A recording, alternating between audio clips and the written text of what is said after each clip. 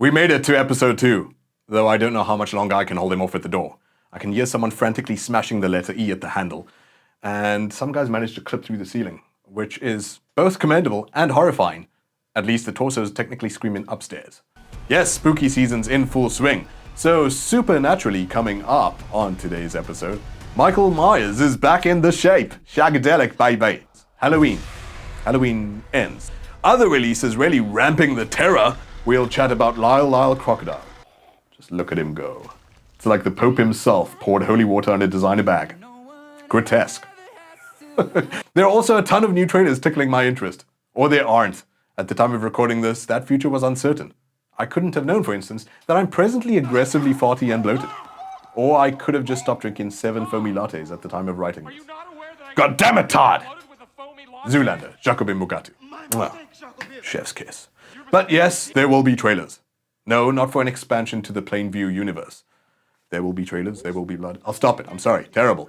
Speaking of Paul Thomas Anderson references, and sidetracking myself very much like he's scatterbrained Adam Sandler.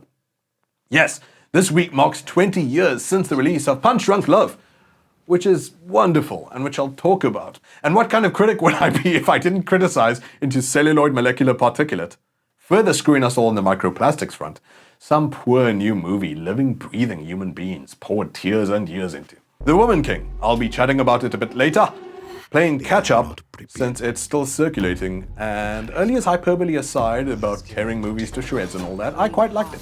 The Belle of the Ball, which also released recently, is Mrs. Harris Goes to Paris, on which I happen to discover my inner soppy nana, and I'll review that maybe next week. But at least I'll bring you 2 interviews I was privileged enough to do with the supporting actors Ellen Thomas and Lucas Bravo. All of it here, where I'm JP Sebastian, and we see no evil.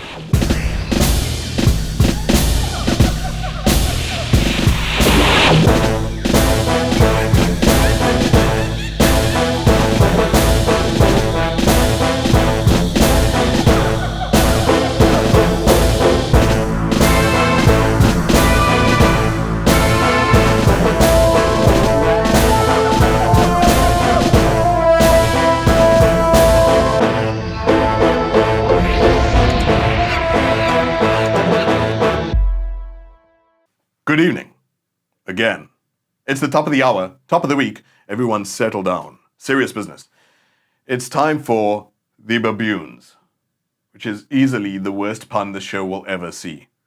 I swear at my funeral someone's gonna raise it, attendants will just shrug, and tip my coffin into a gutter like a day-old parcel of cold chips. But yes, baboons, aka the news if you aren't a savant cryptographer. What has the world of movies been up to? What are they building in there? 2 headlines that went doo-doo on my eyes. Richard Linklater called cartoon capping by Academy. And this.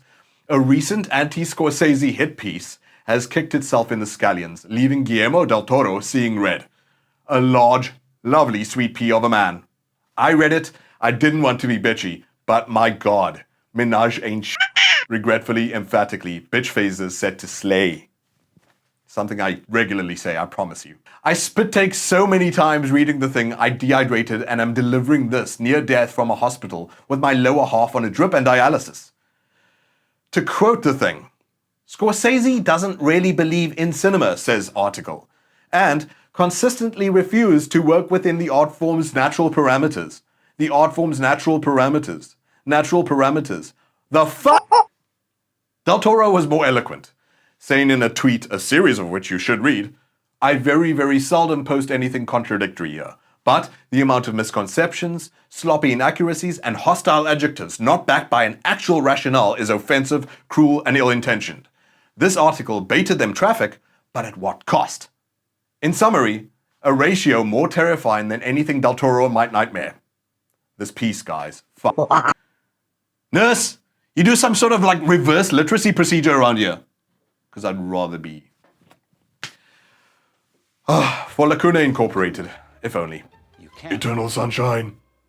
To dream. And while we all know dream is destiny, the next Oscars won't be for Richard Linklater. A word of caution, by the way, on the expert advice of the Academy of Motion Picture Arts and Sciences, I've chosen to maintain this warning sign over the following footage in case you should find yourself becoming violently confused. Yes, The director of marvelous animations like Waking Life and A Scanner Darkly has been found by the Academy to not have made an animation in his latest animation, Apollo 10.5, and thus is not eligible for the nomination in that category. The Academy has equated its frame-by-frame rotoscoping of performers by more than 200 animators to motion capture, disqualifying it from consideration. Linklater diplomatically raised in his appeal letter that conditions nowhere to be found in Oscar's own rulebook were thus arbitrarily applied to his movie. JP found hilarious Oscar's claim that, and I quote, "The character performances in this film do not appear to be creatively designed in a significant way that differs from the original footage. Which one is Rob Ford? Who's to say? They're so similar." That's ice behind him, by the way. Another prerequisite of the nominating committee is to press their thumbs into their eyes so that all they can see are their eye worms and the abyss for 20 hours per day minimum. Worse still, the animated category has no prerequisite for which Academy members can vote. It's carte blanche, free for all on animation. Whereas actors choose actor categories, editors choose best editing, etc., etc. Linklater believes the category is willfully broken to boost corporations cartooning exclusively for impressionable, non-discerning kid eyes. Which, yeah. Sweet Pea Scorsese and cinema defender Guillermo del Toro put it more succinctly at Annecy this year, proclaiming, "Animation is not a f***ing genre. Animation is film." This story is covered excellently by Eric Cohn for IndieWire. Absolutely do go read it more richly there too. Great stuff. Now over to the weather with JP. Thanks, Shirley. A healthy buttload of exciting new trailers landed on us this week. All of them movies to keep an eye out for. This is officially the dead zone for primate puns. Hire infinite monkeys, they said. Hamlet once a week, they said. The writer's room reeks of ape nature and babunionization.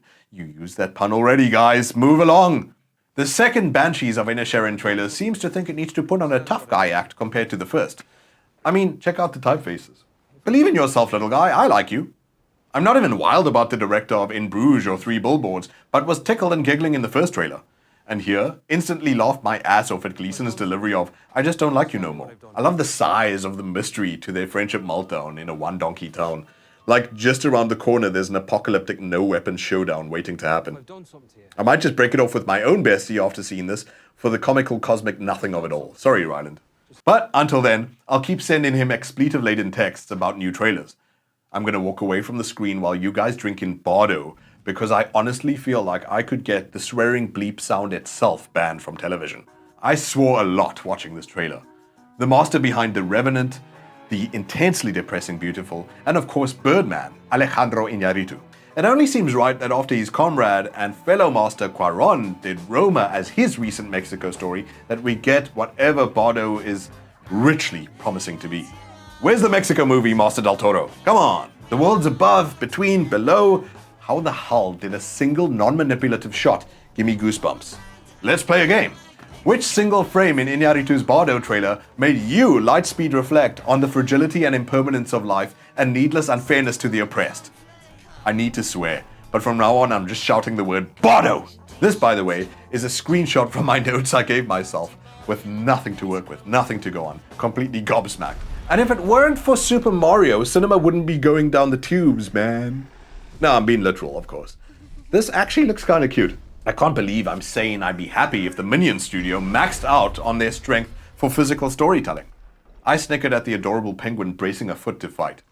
It really does look beautiful, even as amidst the bubblegum cuteness, Bowser blows a kingdom the down with fire. Awesome scale, go for it, Illumination, yes! And Jack Black, pure beast mode on this. Really well-honed Bowser, I think. And then Chris Pratt. Not nearly offensively Italian enough. Understated, but we'll see by the next trailer probably. I'm giving it a chance. And I'm hopeful hearing the character just go, "Mushroom Kingdom, here we come." Like, no hint of tired observational snark. These kind of things are like known for. So I hope they lean into the bonkers world of Mario. It made no sense to me as a kid, but the game was like, "F you, play me," and I went along gleefully. And I trust he finds a mushroom to supersize his ass. Woohoo! And real quick, some of the latest Go releases. That's more like it, you damn dirty apes. Different countries, different release dates, most close enough to each other. These three are likely out near you since Friday already.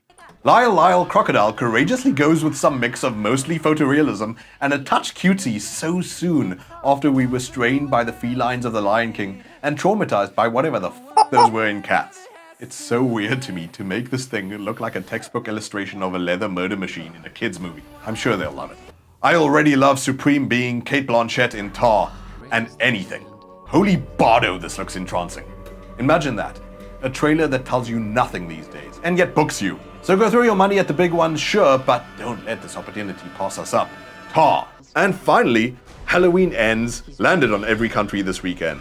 But how about hearing from the Halloween horse's mouth himself? It's a movie about a final reckoning between Laurie and Michael. Michael Myers, in that mask, represents pure evil. There is no rhyme or reason. What are you gonna do when Michael comes back for you? Because he is coming. Everybody's worst nightmare come to life. You came here to kill me, so do it. This experience in the movies, that is the beauty of Halloween. In 1978, I had no idea what the worldwide love and affection for Laurie Strode and Michael Myers would be. That is the heart and soul of these Halloween movies. It will be difficult to say goodbye to Laurie Strode.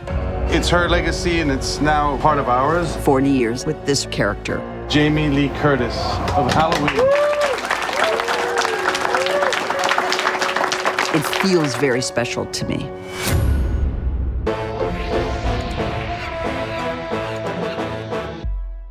In the build-up to the show's existence, I penned pages on some box office big hitters, so I'd be bummed just trash canning my theatrical trashings.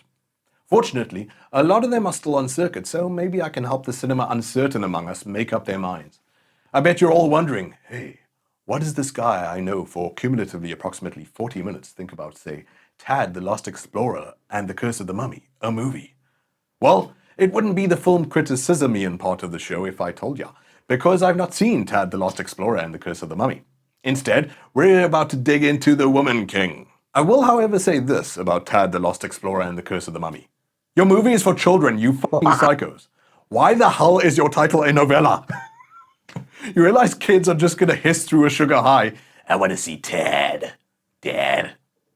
Rumor has it, you can watch a child age saying the name in full.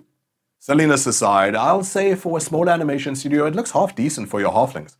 Take a toddler to see Tad. I don't know, I've not seen it, but it looks alright. And now, on to the bona fide film criticism-ian. The Woman King. A movie that magically attracted thousands of one-star reviews on IMDb before release. And I wonder why that is. Not so supremacy. Okay, I don't have any good puns about it, but it's likely just petty white supremacy.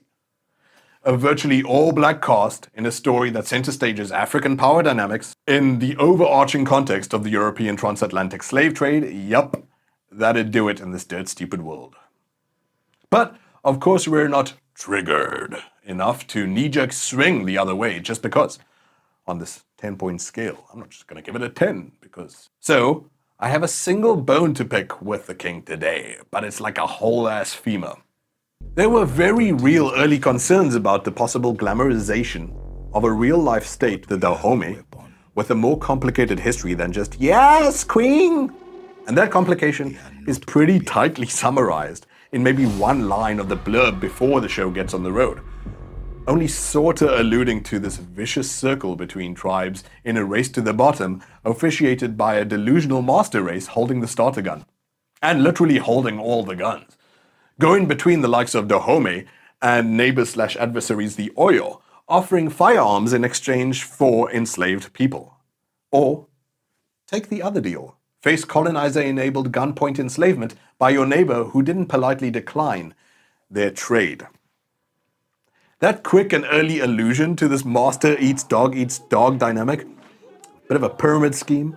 It's a bit like when you're in primary school and you do your history project a bit last minute. When you open your presentation to the classroom with, Hitler was bad because he was not good.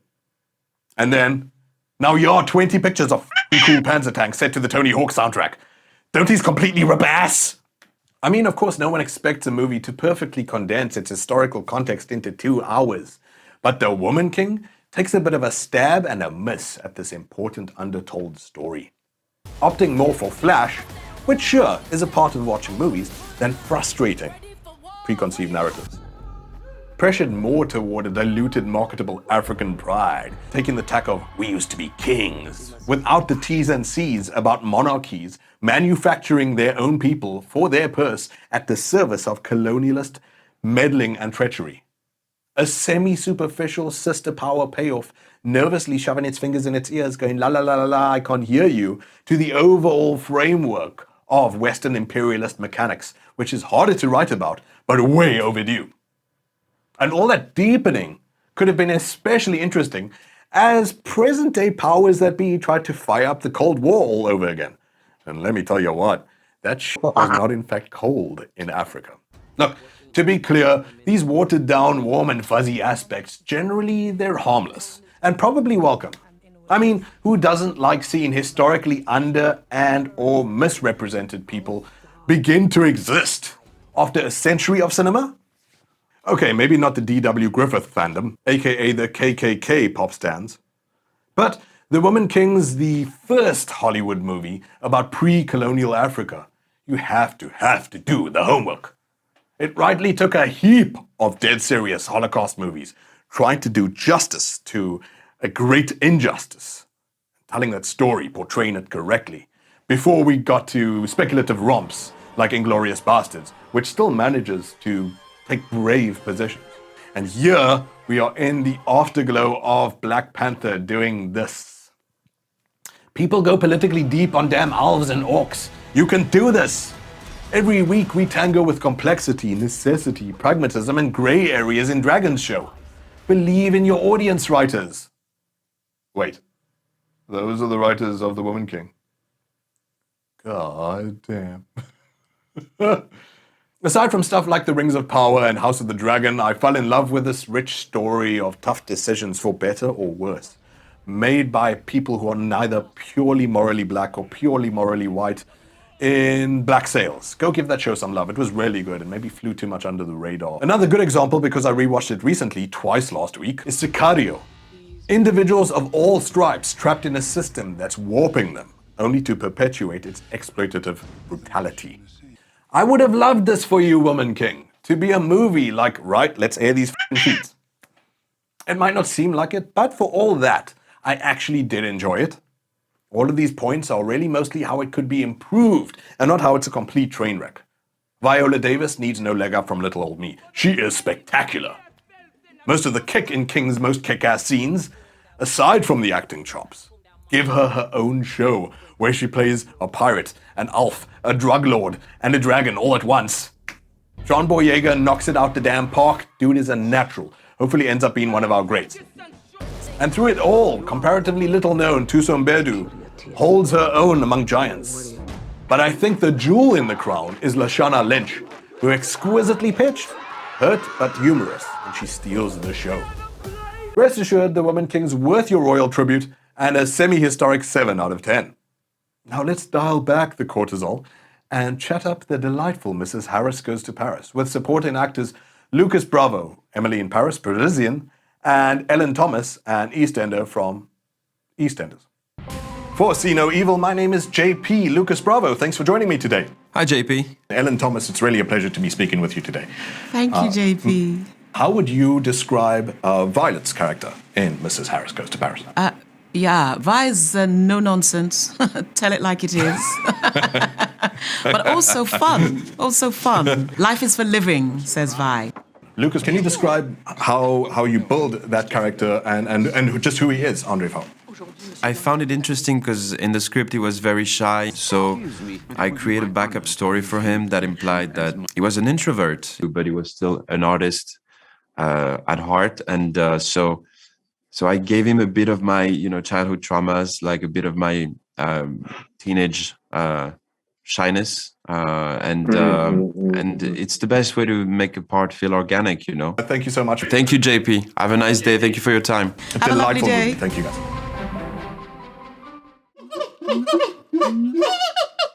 I think it was Aristotle who once said, "Inside every person resides two Sandlers. You ain't cool unless you pee your pants." And "This is how I win." The philosophically inclined will recognize the first Sandler from Billy Madison, and us commoners perked up hearing anything Uncut Gems. But weirdly, way too many people thought Gems was some kind of breakout turn to auteur cinema for Sandler. CNE is happily here to remind you that 20 years ago this week, the Shared Man graced us with a masterpiece. So happy Cinem-Anniversary to Punch Drunk Love. I burnt like 1,000 calories trying to pronounce that. The P-Pants camp might be smirking at my sarcasm using Sandler and masterpiece in the same sentence. But even its lauded director, Paul Thomas Anderson, fresh off adoration for Magnolia, was laughed at for expressing interest in taking on the Adam Sandler challenge. Boy, were we wrong. Mind you, this is the guy who just reinvented and arguably elevated Tom Cruise. Fitting, see no evil overlooking Eyes Wide Shut. Apologies, Stan. Punch Drunk Love positions Sandler as a cookie-cut small businessman, soft-spoken, constantly apologetic, a pawn shoved around on the board. Dude looks like a lacquered figurine of a toy train conductor in a stiff postal blue suit. A thing you learn he bought on a whim, likely hoping it helps him get a smidge of self-respect. In this promising wave of all of us trying to talk about our mental health or more general vulnerabilities, this 2002 character of manic depression feels like a valuable voice. Where we've now seen a whole spectrum of struggling characters concluding in anything from explosive meltdowns to more sugary emancipations, all of which do something useful usually, the Sandler-Anderson effect is to strike a constantly surprising balance of neither a soul on a path to Arthur or Riley.